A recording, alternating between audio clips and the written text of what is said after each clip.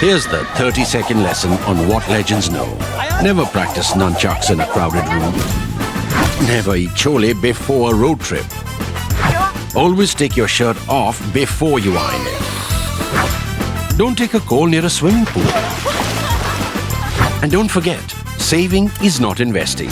Legends don't just save, they invest in mutual funds. Mutual fund investments are subject to market risks. Read all scheme-related documents carefully. Before I tell you that this is an unusual episode of Cut the Clutter and why it's unusual and why it's important, let me ask you a question. Which is the most cluttered story, news story that you are watching right now? Which is the most cluttered? Which is the most important? Which is the most confusing? Which is the most troublesome for you? And which is the one which you know goes back a long time, because something that happened a long time back is coming back, including the images. That obviously is the Punjab story. Punjab story now with the Amritpal Singh phenomenon, his escape, etc. and the fears and the protests that are taking place in London, in San Francisco, in Canada, places like that, among the Sikh diaspora. It is the Punjab story. It is again the idea of the Sikh unrest, rise of a radical preacher of sorts, such as a preacher Amritpal is, because he wasn't a preacher until very recently. But some of the elements of the story look like they are familiar. And that is the reason I thought I will give you this unusual edition. Unusual because this isn't just our normal Cut the Clutter. I am taking you back in history. I'm taking you back exactly 40 years in history. Because a society, a country, a people, a community that tends to forget the worst phases of its history and the lessons that were learned by our earlier generations from that history, unfortunately, is then destined or then is then condemned to be revisited by same kind of a bad phase of history. And that is avoidable. And to avoid that, we must understand and know where exactly are we coming from. And that's the reason I also write this series, first person, second draft. And I had written one 4-part series in 2014 on Punjab. And that was sparked by the fact that that during the national elections, I traveled around in Punjab looking at some writings on the wall articles. And in the process, went to the Golden Temple and realized that it was the first time in more than 3 decades at that point that I was visiting the Golden Temple purely as a devotee. Because in the past, I had always been there, barring my childhood, because I was brought up in those parts. I had always visited the Golden Temple in times of trouble. In times of trouble, when there were battlements, there were weapons, etc., etc. And then the calmness and the serenity of the Golden Temple is something that I experienced now in 2014. And that resulted in a series of articles sort of revisiting what had happened. Once again, when you have memories of the past and then you have the fact checks of the present, what's happened over 30 years then and 40 years now. So one of those was about the Bhindranwale phenomenon. And that is the one that I will tell you about today. So in my many public speaking engagements, the question I'm often asked, most often, particularly when I go to colleges and schools, is to name the 3 most interesting persons I have met as a journalist. There is a particular curiosity among the millennials and now Generation Z about events in what we may describe as the pre-Google era. At schools and colleges, very young people push me to go beyond the mainstream politicians of today. Tell us about some others we may not be so familiar with. The most interesting. Why not son Jarnail Singh Bhindranwale? I ask. I've been wondering though, why should this post-internet generation be made to recall the bad dreams? In fact, one of the worst nightmares of our country's contemporary politics. This is what I used to say until recently. Now, with the latest turn in Punjab, I would no longer say so. I'd say it's better that we learn, that we remember what happened, and we also talk about Jarnail Singh Bhindranwale. Earlier, I would have said, why recall the nightmare that ultimately ended in Indira Gandhi's assassination and then the massacres of Sikhs? Why expose curious 19-year-olds to this when even I keep forgetting the man who defined my working life for an entire year, that is the summer of 1983 to 1984, who gave me many scoops, Many stories, many great interviews, great as in very newsy interviews, many memories, and old reporters' tales, but also wrote this country's present and future as no other Indian had done in our post-independence history. Good or bad, evil or nice, that's a value judgment that any of you can make. So why do I think of Bhindranwale when pushed on that most interesting person you've met question? Maybe I'm influenced now by what's going on in Punjab, also by a couple of recent visits to the Golden Temple. So in a way, my 4-decade-old memories are refreshed. It struck me sadly on one of these visits that it was the first time, as I mentioned to you earlier, it was the first time since my early childhood that I was visiting a peaceful golden temple as a humble devotee and getting that ultimately benediction, a kada, a steel bangle blessed at the Akal Takhat. All my memories and references so far had been my adult memories and references so far had been taken from the 1978-1989 period of various degrees of violence. I start at 1978 because that was when on Baisakhi Day, 14th April, a clash took place between Bhindranwale's supporters and a congregation of the Nirkari sect in Amritsar. 13 of Bhindranwale's followers were killed and suddenly an unknown young preacher. Remember, when Bhindranwale died in 1984, he was 36, between 36 and 37. 1978, he was just about 29-30. And that's how this unknown young preacher became a name known nationally. His life ended at just 36 with Operation Bluestar, not only one of the most traumatic events in our history, but also one with the longest lasting consequences. And I apologize for sounding like such an insensitive news hound, but it was also the biggest story of my career, made so particularly by the fact that when the army banished all the domestic and foreign press on the evening of 3rd June, filling them all onto buses that they had organized, and buses took them straight to Delhi and dropped them there under armed escort.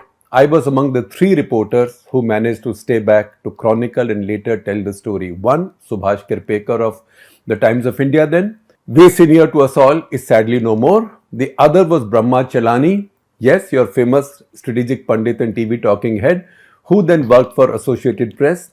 I may walk the Golden Temple Parikrama as a devotee now, head bowed, but instinctively, inevitably, my points of reference are still the 2 Ramgarhia bungas of the towers on which the sandbagged machine gun nests of the militants were stockaded, and the image of the bags and bodies sent flying when struck by the army's howitzer. Guru Ramdas Sarai Terrace, Sarai means it's a kind of an inn for pilgrims.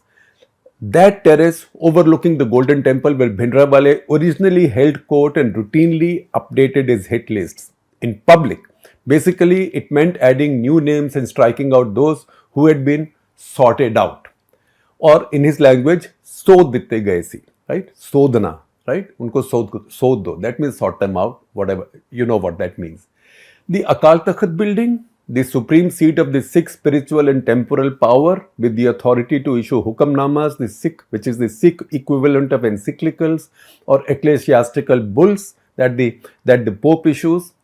These were issued to the Sikh community, where he finally took control of his faith's Vatican, that was at the Akal Takhat. He moved from Guru Ramdas Sarai to the Akal Takhat, and where he met his end on 6th June 1984. Grenade shrapnel hitting his face first, and then a carbine burst from an infantryman cutting him down. But not before nearly 2,000 lives had been lost, 136 of them from the army. The highest casualties suffered by our armed forces, that is the uniformed armed forces, Army, Navy, Air Force, not paramilitary forces or the police. The highest number of casualties, fatal casualties suffered by our armed forces in a domestic operation ever in 24 hours. And those of anything from 600 to 1,000 innocent pilgrims dead along with Bhindranwale were his most committed lieutenants, Major General retired Shabeg Singh, Bhai Amrik Singh, the handsome, articulate and fiery deputy from whose father Bhindranwale had inherited the position of the head of Damdami Taksal, an ancient and conservative religious seminary in Mehta, Chowk Mehta near Gurdaspur, and several others. In many people's book, Jarnail Singh Bhindranwale was a saint. In many more people's book, he wasn't quite so. Nor was he somebody who would conform to the definition of a nice man.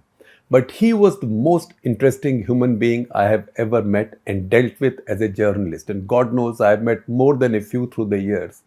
And he was one of the most talented, charismatic, and in fact, in the end, recklessly courageous man.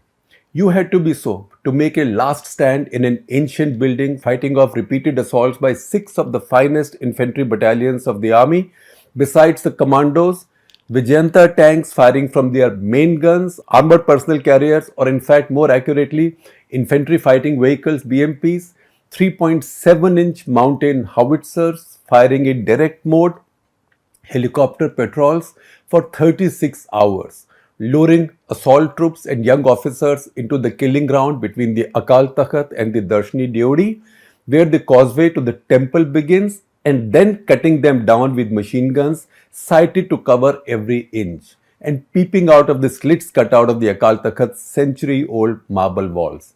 You had good defenses, but still had to be nuts to fight there, knowing the inevitability of the end. There was a bit of that to Bhindranwale too, in fact, quite a bit.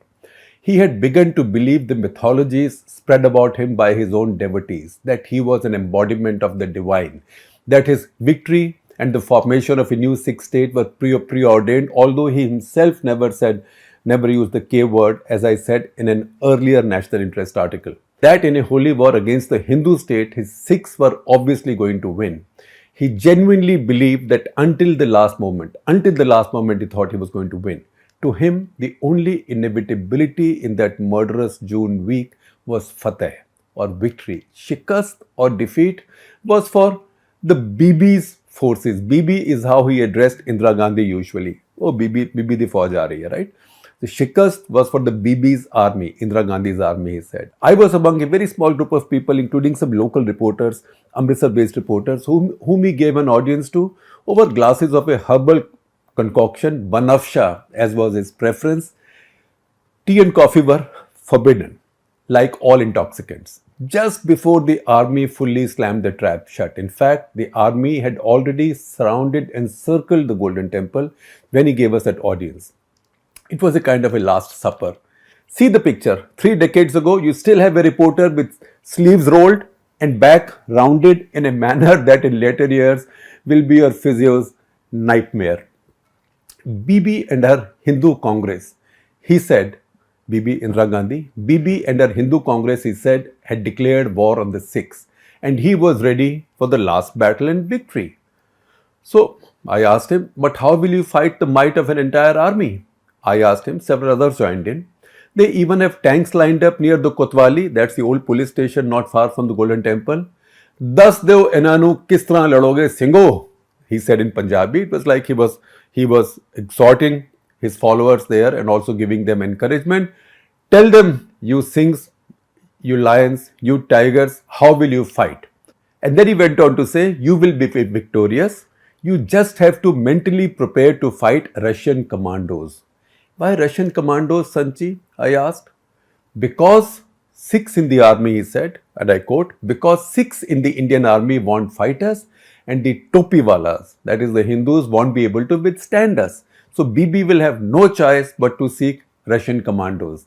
And he said this with a smirk that to those familiar with him usually meant a death sentence. Except in this case, this was like a death wish for himself, almost all his followers present at that point, and thousands of others. My limited hack's vocabulary and pen did not have the descriptive flourish or the turn of phrase to do a portrait of that once in many generations character with any degree of fairness. He was taller than most of us, born in 1947, so a midnight's child, and between 35 to 37 years, he died at 36-37, had a standout aquiline nose, wiry, healthily wiry, vein-studded legs that stood out from his long, loose kurta that just about hung below the traditional Sikh underwear or the kacha, ceremonial kacha, no weapon on his body barring the ritual kripan, the tiny one, and a trademark stainless steel arrow that he carried as a general, army general would flaunt his swagger stick. He had brilliant, studied delivery with perfect pauses to let his audiences enjoy his wisecracks or thirst in anticipation of the punchline. Infrared eyes, and most importantly, a laser wit and repartee. Of course, you could never answer back or join an argument with him. Jarnail Singh Bhindranwale did not run a parliament or panchayat in the Golden Temple. His was a court of from another era with some medieval instant justice. And nobody would dare disagree with him or even protest when he pilloried you with cruel sarcasm or simply piled you with humiliation. My first conversation with him in August 1983 was no different from any other visiting journalists, India or foreign. First conversation. It was similar with all. Weren't you born a Hindu? He asked. If it was a foreigner, a European, he would say, weren't you born a Christian or a Jew? Like that. Weren't you born a Hindu? He asked. Yes, Sanchi. Though like all Hindus, we pray at the Gurdwaras as well. I said, put somewhat on the defensive already. Oh, you do? Of course. The smirk appeared now on his face. So tell me the names of the gods you pray to in your mandir.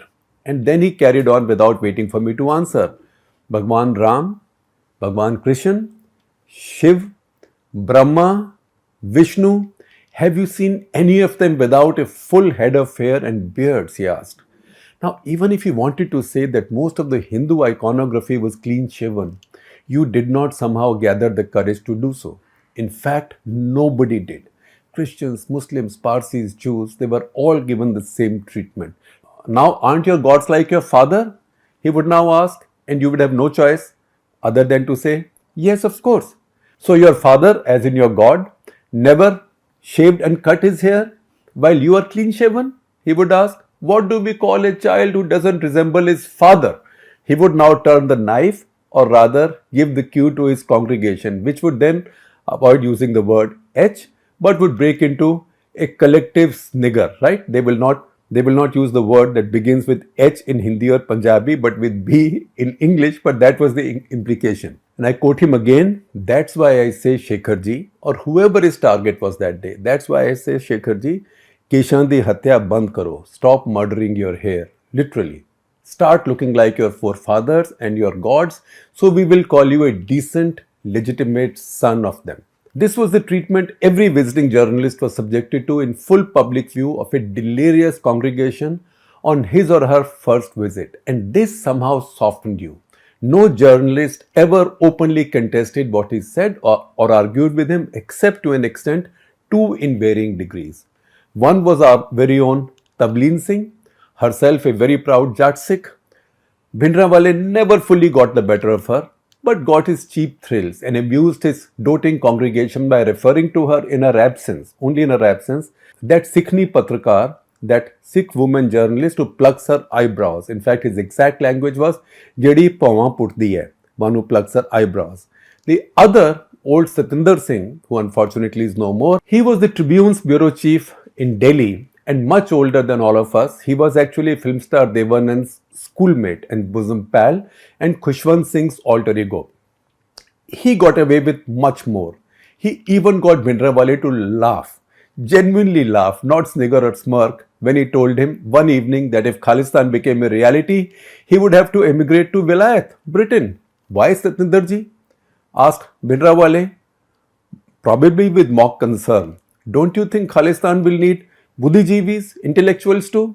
It may, Sanchi, but I will tell you my problem, said the irrepressible Satinder.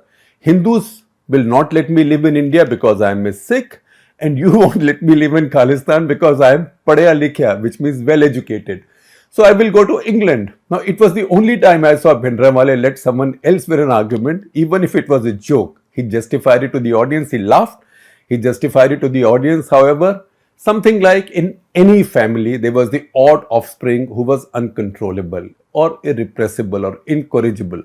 You have to tolerate those types.